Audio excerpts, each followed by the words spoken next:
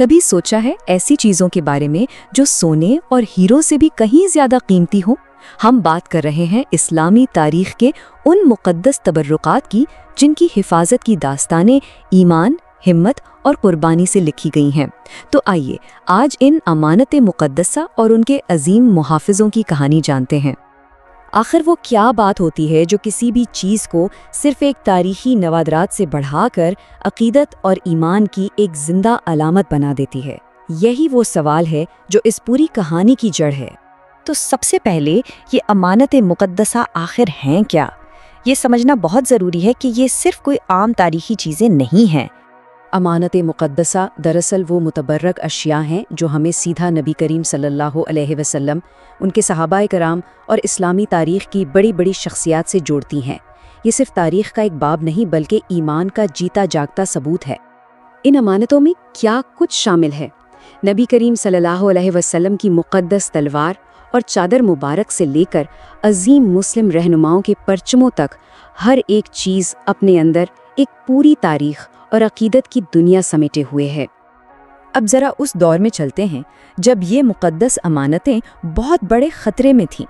ہم بات کر رہے ہیں سلجوقی سلطنت کے زمانے کی، جب اسلامی دنیا چاروں طرف سے دشمنوں میں گھری ہوئی تھی۔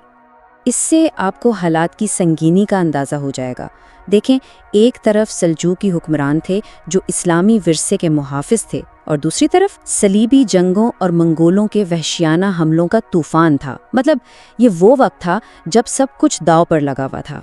تو یہ بات بالکل صاف تھی کہ یہ مقدس امانتیں اب شدید خطرے میں ہیں۔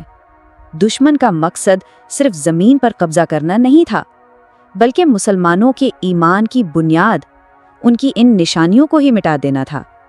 اس لیے ان کی حفاظت کرنا سب سے بڑا مشن بن چکا تھا۔ اور ایسے ہی نازک وقت میں تاریخ ایک ایسے ہیرو کو سامنے لاتی ہے جس کا نام آج بھی بہادری اور ایمان کی پہچان ہے۔ جی ہاں، ہم بات کر رہے ہیں ارطغرل غازی کی۔ یہ کوئی معمولی ذمہ داری نہیں تھی جو کسی بھی فوجی کو دے دی جائے۔ ان مقدس تبرکات کی حفاظت کا کام صرف ان جنگجوؤں کو ملتا تھا جو سب سے زیادہ نڈر، بہادر اور قابل بھروسہ ہوں۔ ایک محافظ بننے کے لیے 3 خاص چیزیں چاہیے تھیں: ایسی بہادری جو کبھی نہ ڈگمگائے، مکمل وفاداری اور اللہ پر پختہ ایمان۔ اور ارطغرل غازی اور ان کے ساتھی ان تمام خوبیوں کا چلتا پھرتا نمونہ تھے۔ ان کے لیے یہ کوئی فوجی ڈیوٹی نہیں تھی بلکہ ایک روحانی اور مقدس فریضہ تھا۔ وہ یہ بات اچھی طرح جانتے تھے کہ وہ صرف کچھ چیزوں کی نہیں بلکہ پوری امت کے ایمان اور ورثے کی حفاظت کر رہے ہیں، اور یہی سوچ ان کی اصل طاقت تھی۔ اچھا، تو ارطغرل کے دور کے بعد ان مقدس امانتوں کا سفر ختم نہیں ہوا۔ آئیے ذرا دیکھتے ہیں کہ وقت کے ساتھ ساتھ یہ تبرکات کہاں سے کہاں تک پہنچے۔ ان امانتوں کا سفر کئی صدیوں پر پھیلا ہوا ہے۔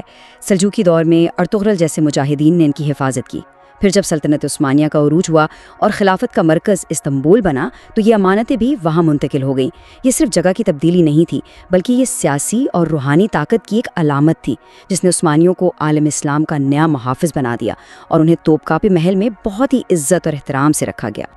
اور آج بھی ان کی اہمیت میں کوئی کمی نہیں آئی۔ ہر سال دنیا بھر سے لاکھوں لوگ ان مقدس تبرکات کی زیارت کے لیے آتے ہیں۔ یہ اس بات کا ثبوت ہے کہ یہ ورثہ آج بھی زندہ ہے۔ لیکن سنیے، یہ کہانی صرف ماضی کا ایک قصہ نہیں ہے، اس میں ہمارے لیے یعنی آج کے دور کے لیے بہت گہرے سبق چھپے ہوئے ہیں۔ جی ہاں، یہ داستان صرف ماضی کی بات نہیں ہے، یہ ہمیں ان اصولوں کی یاد دلاتی ہے جیسے ایمان اور ذمہ داری، جو وقت گزرنے کے ساتھ کبھی پرانے نہیں ہوتے۔ اس پوری کہانی کا اصل مطلب کیا ہے؟ ایمان، قربانی اور ذمہ داری۔ یہ ہمیں سکھاتی ہے کہ جب انسان کسی مقصد پر سچے دل سے یقین رکھتا ہے تو اس کی حفاظت کے لیے وہ کسی بھی حد تک جا سکتا ہے۔ اور سب سے اہم نکتہ یہ ہے، ارطغرل ان کے ساتھیوں کی کہانی ہمیں یہ بتاتی ہے کہ کسی بھی مقدس چیز کی حفاظت کے لیے صرف تلوار کی طاقت ہی کافی نہیں ہوتی، بلکہ دل میں ایمان کی مضبوطی اور اپنے مقصد سے وفاداری سب سے ضروری ہے۔